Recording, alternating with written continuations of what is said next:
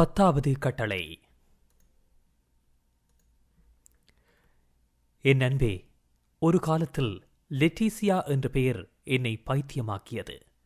பச்சை கண்களுடன் அந்த பெண் இருந்தாள். மெல்லிய பெண், தள்ளினால் விழுந்து விடுவாள். ஆனால் அவள் உடம்பு முழுக்க அந்த கண் இருந்தது. நான் மேல் வீட்டில் குடியிருந்தேன்.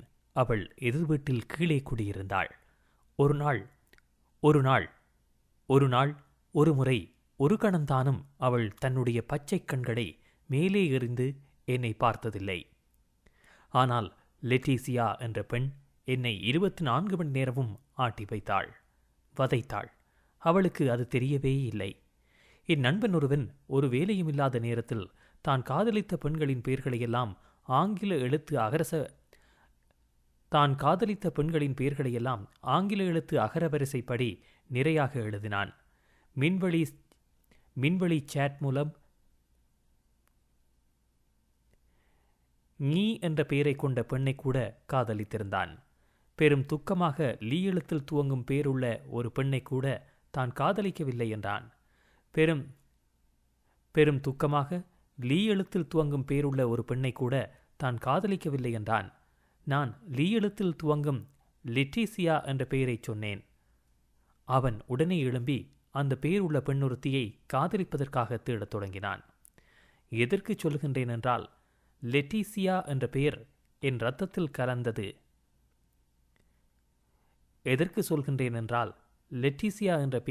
இரத்தத்தில் கலந்தது.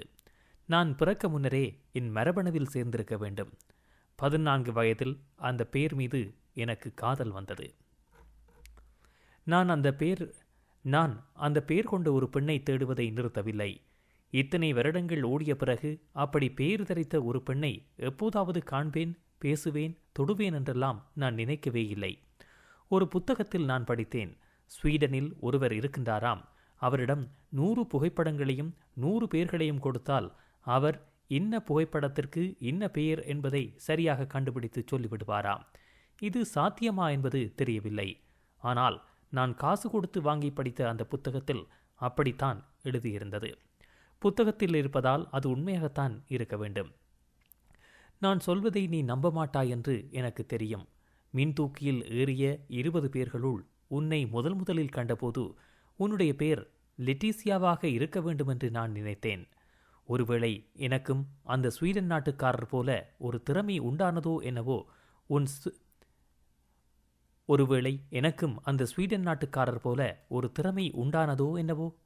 உன் உருவத்திற்கு அந்த பெயர்தான் சரி என்று தோன்றியது. மின்தூக்கி மேலெழும்பிய நேரத்திலிருந்து அது என் தளத்தில் வந்து நிற்கும் வரைக்கும் நான் உன்னையே பார்த்து கொண்டு நின்றேன். உனக்கு அது தெரியவில்லையா? அல்லது அப்படி தெரிந்தும் ஒருவேளை உதாசீனம் செய்தாயோ? அதை மிக நல்லாவே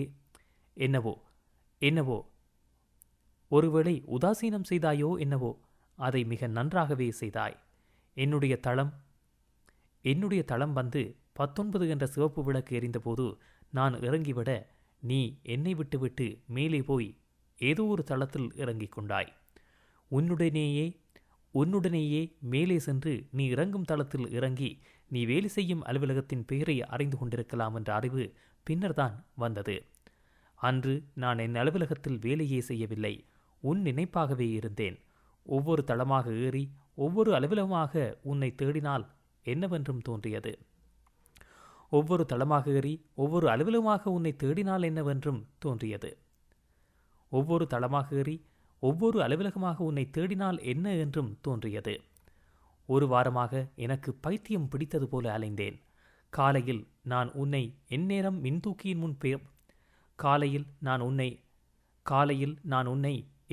மின்தூக்கியின் முன் பார்த்தேனோ அதே நேரம் போய் அங்கே பல நிமிடங்கள் காத்து நின்றேன். நீ அந்த உயரமான கட்டிடத்தில் என்னைப் போல ஏதோ ஒரு அலுவலகத்தில் வேலை செய்கின்றாய். ஆனால் எப்படி நான் அறியாமல் உள்ளே நுழைகின்றாய்?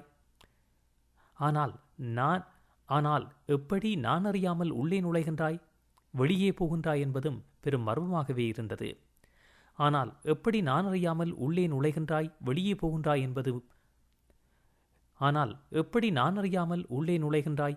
போகின்றாய் என்பது பெரும் மர்மமாகவே இருந்தது. ஒரு நாள் மாலை வேலை முடிந்து நான் திரும்புகையில் மின்தூக்கி நிறைந்து போய் கிடந்தது. கீழ்த்தளத்துக்கு வந்து இறங்கிய போது என்னுடன் நீயும் பிரயாணம் செய்திருந்தாய். நீ சுவாசித்த காற்றை நானும் சுவாசித்தேன். உன் சுவாசப்பையை தொட்டு வந்த காற்றின் ஒரு அணுத்துகள்களை உன் சுவாசப்பையை தொட்டு வந்த காற்றின் ஒரு அணுத்துகள்கள் உன் சுவாசப்பையை தொட்டு வந்த காற்றின் ஒரு அணுத்துகள் என் சுவாசப்பையையும் தொட்டிருக்கலாம். அன்று டொரண்டோவின் காலநிலை சரியில்லை என்று வானொலிகளும் தொலைக்காட்சிகளும் அறிவிப்புகள் விட்டுக் கொண்டிருந்தன. 5 அங்குலம் பனி கொட்டும் என்று சொன்னார்கள். எல்லோரும் மேலங்கிகளை பூட்டிக் கொண்டு வேகமாக தங்கள்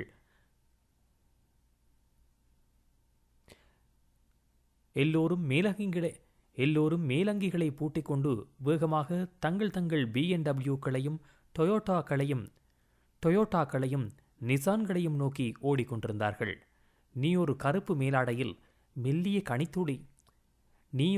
மேலாடையில் மெல்லிய கழுத்து துணி கழுத்தை சுற்றி பறக்க மெழுகுச் சிவப்பு கையுறை அணிந்து என்னை கடந்து சென்றாய்.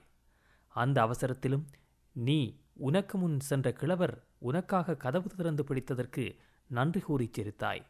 அந்த சிரிப்பிலிருந்து நீ ஒரு அந்நிய நாட்டைச் சேர்ந்தவள் என்பதை நான் கண்டுபிடித்தேன். உடையை வைத்து ஒருவரை கண்டுபிடிக்கலாம், மொழியை வைத்து ஒருவரை கண்டுபிடிக்கலாம், நடையை வைத்து கூட ஓரளவுக்கு சொல்லிவிடலாம். ஆனால் உன்னுடைய சிரிப்பு நீ இந்த நாட்டவள் அல்ல என்பதை எனக்கு காட்டிவிட்டது. நீ சிரிக்கும் போது உன்னுடைய கண்கள் கீழே போகவில்லை, தலை குனியவில்லை. நீ உன் கைகளால் சிரிப்பை மறைக்கவில்லை. அந்த சிரிப்பு விரிந்து உன் கண்களை தொட்டபோது கூட நீ சிரிப்பதை நிறுத்தவில்லை. இங்கே ஒருவரும் அப்படி சிரிப்பது கிடையாது. பனிக்கட்டிக்கு மேலே சூரிய வெளிச்சம் பட்டது போல பளீர் என்ற சிவப்பு மேலே சூரிய வெளிச்சம் பட்டது போல பளீர் என்ற சிரிப்பு வெகு இயல்பாக வெளிப்பட்டது. கதவை திறந்து பிடித்த அந்த சாதாரண கிழவனுக்கு இத்தனை பெரிய பரிசை நீ அளித்தாய். இந்த கடிதத்தை நான் எங்கே இருந்து எப்படி எழுதுகின்றேன் என்பதை நீ அறிந்தால் ஆச்சரியப்படுவாய். படுக்கையில் குப்புறப்படுத்தபடி எழுதுகின்றேன். கட்டில் பக்கத்து மின்விளக்கு குறைக்கப்பட்ட ஒளியில் என் கடிதத்தின் மீது வட்ட ஒளியை சிந்துகின்றது. கட்டில் பக்கத்து மின்விளக்கு குறைக்கப்பட்ட ஒளியில் என் கடிதத்தின் மீது வட்ட ஒளியை சிந்துகின்றது. ஒவ்வொரு பக்கமாக எழுதியதை அடியில் வைத்துவிட்டு மீதியை தொடர்கின்றேன். என் மனைவி பக்கத்தில் படுத்து ஆழ்ந்த நித்திரையில் இருக்கின்றார். அவர் மூச்சு சீராக ஓடுகின்றது. நல்ல இசைக்கு பின்னால் ஸ்ருதி ஒலிப்பது போல இந்த கடிதம் எழுதும் வேலைக்கு அது சீராக உதவுகின்றது. அவர் திரும்பி படுக்கும்போதோ கைகளை எறியும் போதோ சிறிது தடைப்படுகின்றது. கடிகாரம் அதிகாலை 3:20 காட்டும் இந்த நேரத்தில் எனக்கு உன் நினைவு புத்துணர்ச்சியை கொடுக்கின்றது. நீயும் நானும் முதல் நாங்கள் வேலை செய்யும் கட்டிடத்தின் கீழ் இயங்கும் டிம் ஹோர்டன் உணவகத்திற்கு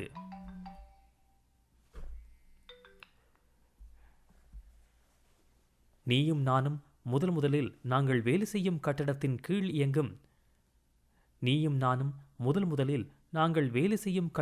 கீழ் இயங்கும் டிம் ஹோர்டன் உணவகத்திற்கு கோப்பி குடிக்கப் போன சம்பவம் எனக்கு இன்று போல ஞாபகம் இருக்கின்றது. அன்று நீ உன்னுடைய நீண்ட கழுத்தை மறைக்கும் ஸ்வெட்டரையும் கூந்தலை பாதி வெளியே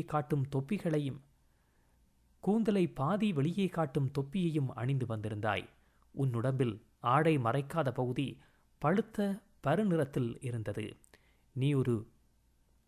நீ ஒரு கேப்பிச்சினோவும் நான் ஒரு கோப்பியும் ஆர்டர் பண்ணினோம். கபில நிறச் சீருடை அணிந்த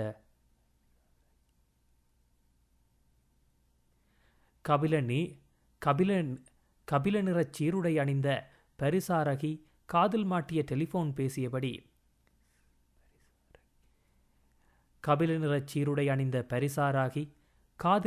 டெலிஃபோனில் பேசியபடி இடது கையால் மெஷினை தட்டி வலது கையால் கோப்பி குவளைகளை தந்தாள்.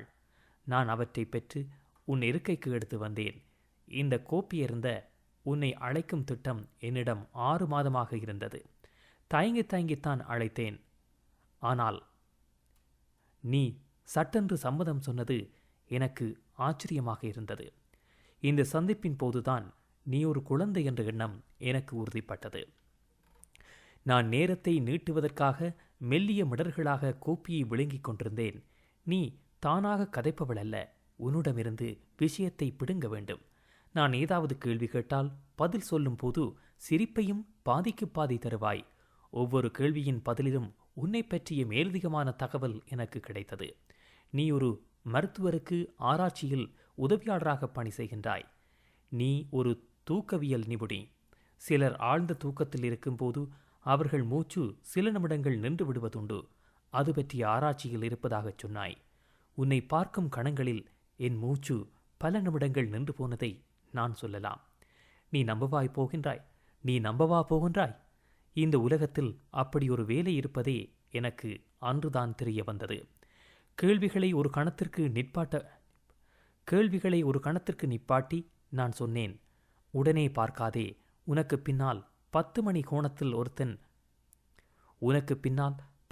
கோணத்தில் ஒருத்தன் உட்கார்ந்து உன்னையே பார்த்து கொண்டிருந்தான். நீ என்ன சொன்னாய், ஞாபகம் இருக்கா? பகல் 10 மணியா, இரவு 10 மணியா? ஒரு குழந்தை பிள்ளை போல முகத்தை வைத்துக்கொண்டு கேட்டாய். நான் சிரித்து விட்டேன். உறங்கும் போது மூச்சு நின்றுவிடும் நோயாளிகளை ஆராயும் ஒரு பெண் இத்தனை அப்பாவியா என்று என்னை அது நினைக்க வைத்தது. கோப்பி குடித்து முடித்த ஒரு குழந்தை பிள்ளை போல முகத்தை வைத்துக்கொண்டு கேட்டாய். நான் சிரித்து விட்டேன். உறங்கும் போது மூச்சு நின்றுவிடும் நோயாளிகளை ஆராயும் ஒரு பெண் இத்தனை அப்பாவியா என்று என்னை அது நினைக்க வைத்தது. கோப்பி குடித்து முடிந்த பிறகு கோப்பி குவளை விளிம்புகளை உருட்டி பிரித்து ஏதாவது பரிசு விழுந்திருக்கின்றதா என்று பார்த்தாய். பிறகு உரிமையோடு என்னுடைய குவளையின் விளிம்பையும் திறந்து பார்த்தாய். அங்கேயும் பரிசு இல்லை. என்னுடைய கேள்வி என்னவென்றால், என்னுடைய குவளையில் பரிசு கிடைத்திருந்தால் என்ன செய்திருப்பாய்? பெண்ணே, நீயே கொண்டு போயிருப்பாயா அல்லது எனக்கு கொடுத்திருப்பாயா? நான் ஆரம்பத்திலிருந்து எழுதாமல் எங்கேயோ பாய்ந்து விட்டேன். நான் ஆரம்பத்திலிருந்து எழுதாமல்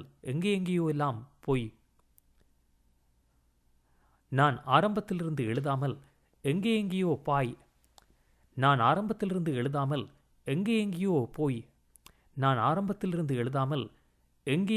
பாய்ந்து போய்விட்டேன். பல காதல்கள் ரயில்களில் ஆரம்பமாகி இருக்கின்றன. பல காதல்கள் பஸ்களில் தொடக்கம். மின்தூக்கியில் காதல் வளர்த்ததை நான் கேட்டதுமில்லை, பார்த்ததுமில்லை. நான் மின்தூக்கியின் முன் காத்து நிற்கத் தொடங்கினேன். சற்று தள்ளி நின்று கண்ணாடி கூண்டுக்குள் தெரியும் விளம்பர பொம்மைகளை பார்த்து கொண்டு நிற்பது போல உன் வரவை பார்த்து காத்திருப்பேன். உன் தலைமுடி மகுடம்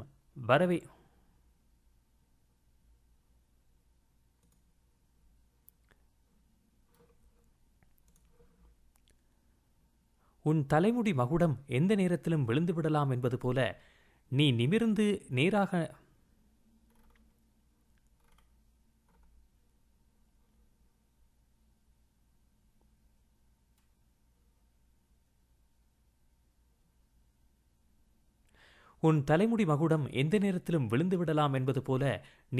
நேராக நடந்து வந்தாய். உன் பாதங்கள் எப்படி இருக்கின்றன என்பதை நீ எப்போதாவது குனிந்து பார்த்ததுண்டா? நீ தூரத்தில் வருவது தெரிந்ததும் நானும் நிதானமாக நடந்து வந்து காத்து நிற்கும் கூட்டத்தில் கலந்து கொள்வேன். நீ ஏறும் அதே மின்தூக்கியில் நானும் ஏறுவேன். அது நிறைந்து வழியும். உன்னுடைய ஏதாவது ஒரு அங்கம் தெரியும். தலைமுடி அல்லது உன்னுடைய கைப்பை, கருப்பு வலை ஸ்டோக்கிங்ஸ் அணிந்த கால்கள், கன்னமும் இடையும், மெழுகு சிவப்பு கையுறையின் ஒரு பகுதி. என் இன்பம் பூர்த்தியாகிவிடும்.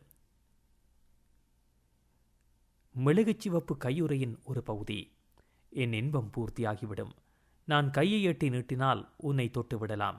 பல நாட்கள் நான் உன்னுடன் தொடர்ந்து பிரயாணம் செய்தாலும் நான் ஒரு உயிர் பிராணி என்று உணர்ந்ததாக ஒரு நாள் கூட நீ காட்டியதில்லை. உலகம் கையில் கிடைத்து நான் அதை தொலைத்து விட்டேன் என்று உணர்ந்த ஒரு நாள் எல்லாம் மாறியது. ஐன்ஸ்டீன் பற்றி ஒரு கதை உண்டு. அவர் சொல்வார், ஒரே காரியத்தை திருப்பி திருப்பி ஒரே மாதிரி செய்து அதிலே புதிய பலனை எதிர்பார்ப்பவர் முட்டாள் என்று. நான் அவர் சொன்னதை பொய்யாக்கியவன். நான் மின்தூக்கிக்காக காத்திருந்தேன். திடீரென்று ஆப்பிள் குவியலின் மனம் எழுந்தது. திரும்பி பார்த்தேன். நீ ஒரு எலுமிச்சை பச்சை ஆடையில் நின்று கொண்டிருந்தாய்.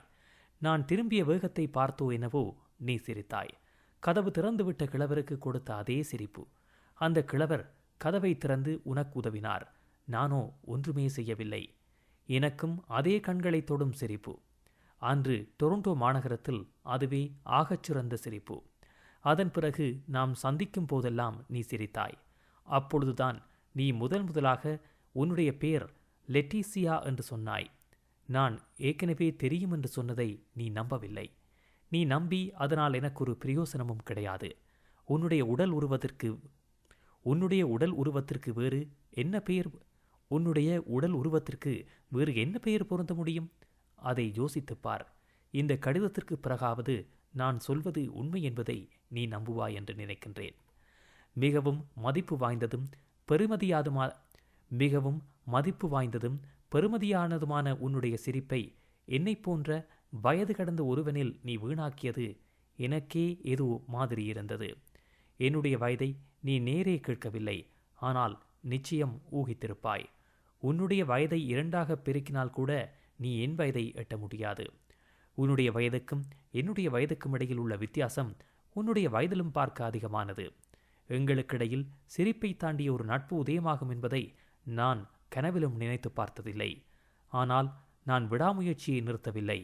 ஒரு நாள் வழக்கம் போல மின்தூக்கி கீழே வந்தபோது எல்லோரும் இடித்து பிடித்து உள்ளே ஏறினார்கள். எனக்கு இடம் கிடைக்கவில்லை. அதனால் நான் வெளியே தள்ளப்பட்டேன். மின்தூக்கி கதவுகள் பூட்டி மேலே எழும்பியது. மின்தூக்கி கதவுகள் பூட்டி மேலே எழும்பியது. அப்பொழுது பார்த்தேன், உன்னுடைய மெழுகுச்சிவப்பு கையுறையில் ஒன்று கீழே கிடந்தது. ஏதோ ஒரு பயந்து ஓடும் மிருகத்தின் மெல்லிய தோலில் அது செய்யப்பட்டிருந்தது. அழகிய வேலைப்பாடு. தொடுவதற்கு வெப்பமாகவும் அதே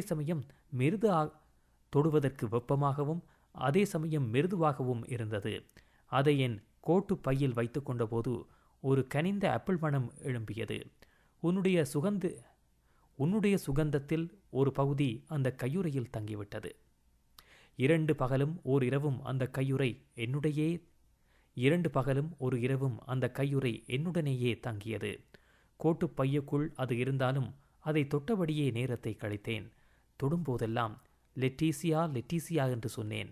அந்த ஸ்பரிசமும் அந்த பெயர் எழுப்பிய மிருதுவான ஒலியும் ஒன்றுக்கொன்று பொருத்தமானதாகவே இருந்தன. நீ என்னுடன் இருந்தது போலவே உணர்ந்தேன். அந்த கையுறையை உன்னிடம் திருப்பி கொடுக்கும் போது நான் பெரிய நாடகம் ஆட வேண்டி வந்தது. நான் இன்னும் 2 நாளைக்கு கொடுக்காமல் கடத்தியிருக்கலாம். ஆனால் நீ அதை தேடி அலலுற்றிருப்பாய் என்று எனக்கு பட்டது. இன்னும் ஒரு கையுறை வாங்கிவிடுவாயோ என்று கூட பயந்தேன். நான் அந்த கையுறையை உன்னிடம் திருப்ப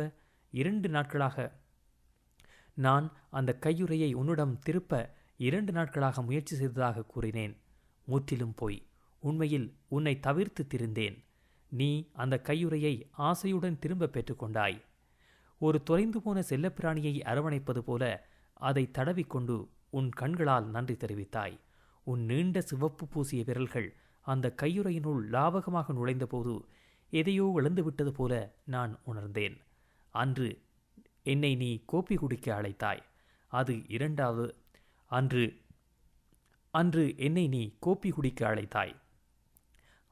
2வது தடவை. எனக்கு நன்றி சொல்வதற்காகத்தான் என்று நினைக்கின்றேன். அன்று முழுக்க நான் உன் கண்களையே பார்த்து கொண்டிருந்தேன். உன் கழுத்து ஸ்கார்ஃபை உருவிய போது லில்லி தண்டு போல நீண்டிருந்த கழுத்து என் பார்வைக்கு முதல் கிடைத்தது. நீ உன் நாட்டு மொழி பற்றி பேசினாய். பேனா ஆண்பால் என்றாய், மலர் பெண்பால் என்றாய். புறா பெண்பால் என்றால் அந்த நாட்டு ஆண்புறாவும் பெண்பாலா என்பதை கேட்க, புறா பெண்பால் என்றால் அந்த நாட்டு ஆண்புறாவும் பெண்பாலா என்பதை கேட்க நான் மறந்துவிட்டேன். ஒரு கையில் அணிந்திருந்த கையுறையில் மற்ற கையுறையை செல்லமாக பிடித்து தட்டி கொண்டிருந்தாய். விடைபெறும் போது இயல்பாக கையுறை அணியாத மெல்லிய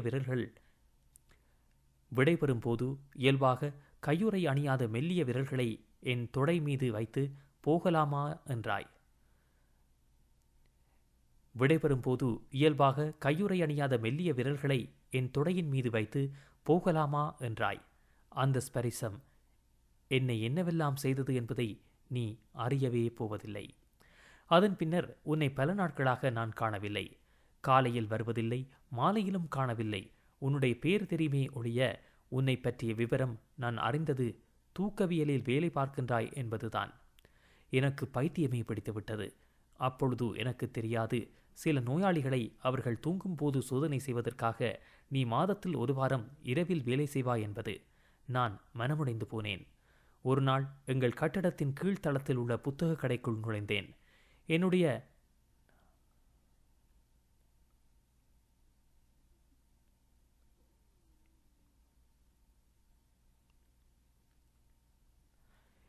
நல்லூழ்தான் என்னை அங்கே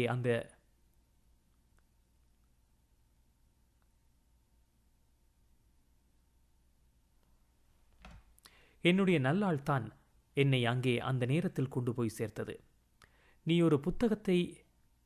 ஒரு புத்தகத்தை நின்ற நிலையில் கையிலே பிடித்து ஆழமாக ஊன்றி வாசித்துக் கொண்டிருந்தாய்.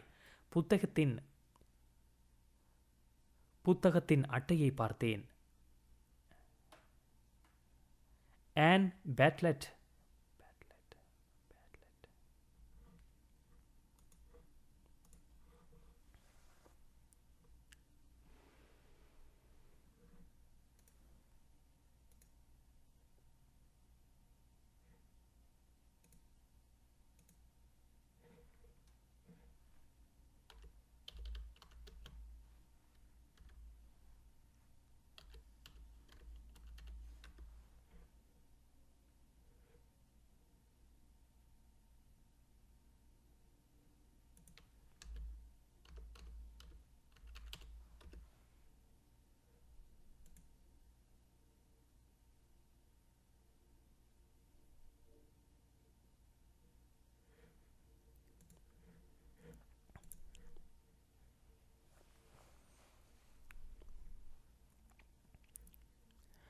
ஆன் பேட்லெட் என்பவர் எழுதிய அட்டையை பார்த்தேன்.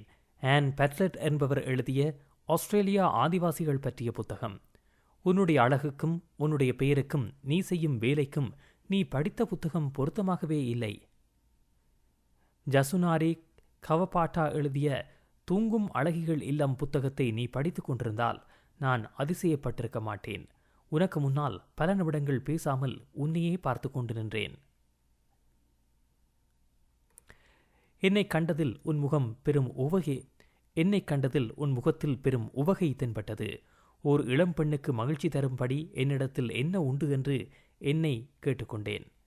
அந்த புத்தக அடுக்குகளில் 2 பக்கமும் புத்தகங்கள் நிறைந்து கிடக்க நாங்கள் நின்றபடி பேசினோம். சிறிது நேரம் நீ எடுத்த புத்தகம் பற்றிய பேச்சு வந்தது. நீ திடீரென்று நான் டிட்ஜெரிட் வாசிப்பேன் என்றாய். உண்மையாகவா? அது ஆஸ்திரேலிய ஆதிவாசிகள் வாத்தியம் அல்லவா? அதை வாசிக்க எப்படி கற்றுக்கொண்டாய்? என் கேள்விக்கு நீ பதில் கூறவில்லை.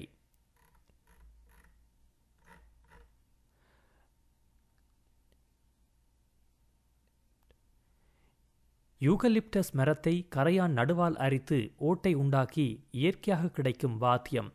இதுவே மனிதகுலம் கண்டுபிடித்த முதல் காற்று வாத்தியம் என்று சொன்னாய்.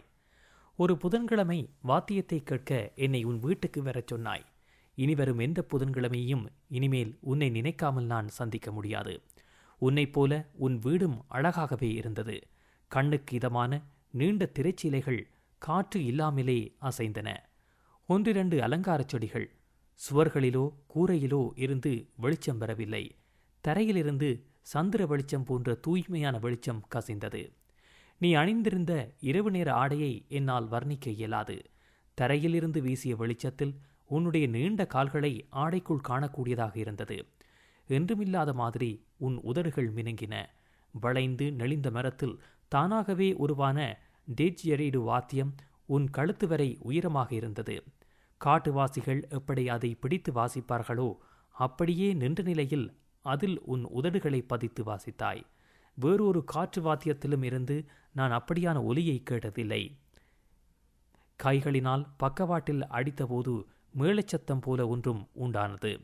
ஆனால் எனக்கு என்னவோ நீ அதை வாசித்தது போலவே தெரியவில்லை. ஆண்களுக்கேயான இந்த இசைக்கருவியை நீ ஊதினாய். உன் சுவாசப்பையிலிருந்து காற்று அந்த வாத்தியத்தை நிறைத்து என்னிடம் வருகின்றது என்றே நினைத்தேன். உன் சுவாசப்பையில் இருந்த காற்று அந்த வாத்தியத்தை நிறைத்து என்னிடம் வருகின்றது என்று நினைத்தேன். இந்த கடிதத்தை இப்படியே எழுதி கொண்டு போனால் முடிவை அடைய முடியாது.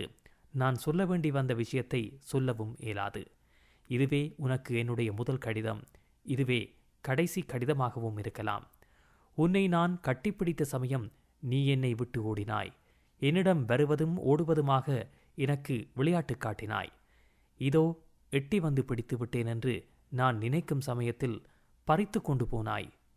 விஷமம் நிறைந்து அன்று காணப்பட்டாய். ஆனால் 2 மடங்கு அதிகமான என் வயதை உன் விளையாட்டு நினைப்பூட்டுவதாகவே அமைந்தது. என் பிடியில் ஒருமுறை பிடிபட்டு இறுக்கமாக இருந்த சமயத்தில் என் 3 வயது மகளை இன்றைக்கு பாட்டி வீட்டுக்கு அனுப்பியிருக்கின்றேன் என்று சொன்னாய்.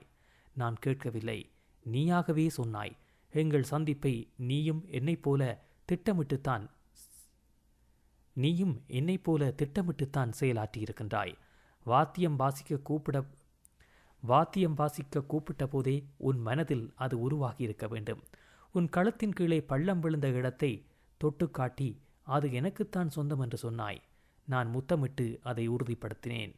ஆனால் அதற்கு மறுநாள் என்னை முதலாக டெலிஃபோனில் அழைத்துச்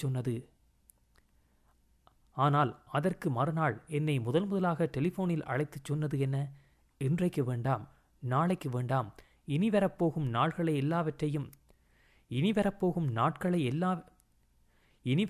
நாளைகள் எல்லாவற்றையும் சேர்த்து சொல்லுகின்றேன். நீங்கள் என்னை இனிமேல் பார்க்க வேண்டாம், அழைக்க வேண்டாம், பேசவும் வேண்டாம். ஒரு சுரத்தை தரும் டிட்ஜெரிட் வாத்தியம் போல ஒரு சந்திப்பு மட்டும் எங்களுக்கு போதுமென்று நீ நினைத்து விட்டாய். எங்கள் இனிமையான புதன்கிழமை ஒரு ஆரம்பம் என்று எண்ணியிருந்தேன். அந்த புதன்கிழமையை நீ ஒரு முடிவாகவல்லவா நினைத்திருக்கின்றாய்? சரி, கடிதம் எழுதிய காரணத்தை நான் சொல்லாமல் எப்படி முடிப்பது? அன்று நீ தூங்கும்போது உன்னை வெகுநேரம் பார்த்தபடியே இருந்தேன். நீ ஒரு தீபகற்பம் போல உறங்கினாய். உன் தொழிலில் எத்தனையோ பேரை நீ தூங்கும்போது அவதானித்திருப்பாய். ஆனால் ஒரு தூக்கவியல் நிபுணியை நான் அவதானித்தது இதுவே முதல் தடவை. உன்னுடைய தேன் வண்ண முடி தலையணியில் பறந்திருக்க நீ தூங்கிய போது உன் கண்மடல்கள் நிற்காமல் அடித்தன.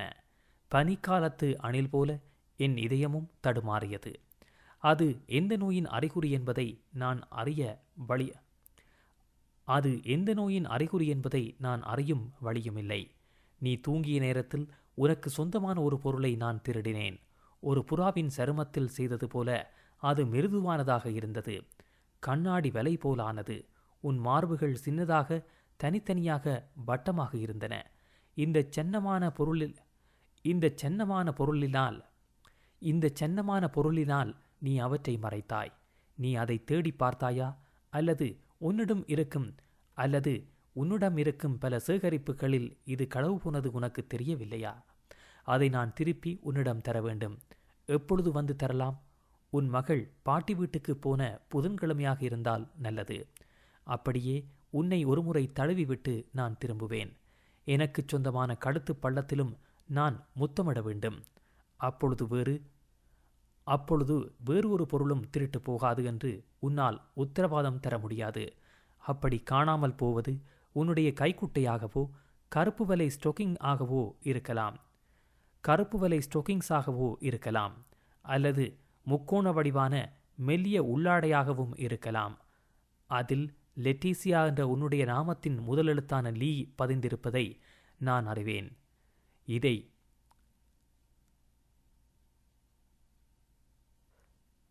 அதை நான் என்றென்றும்